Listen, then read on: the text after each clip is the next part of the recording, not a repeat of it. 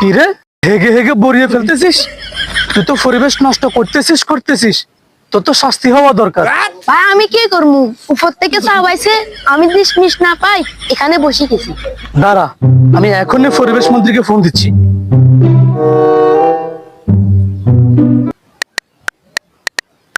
হ্যাঁ মন্ত্রী সাহেব, আরে এই ফুলাতে হেগে হেগে পরিবেশ সব নষ্ট করে ফেলতেছি, এমনকি জরিমানা করে দিমু।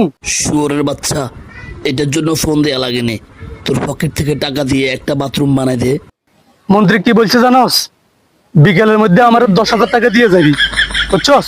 আরে ভাই, আপনার ফোনে লাউড স্পিকার ছিল, মন্ত্রী কি কি বলছে আমি সবগুলো শুনছি।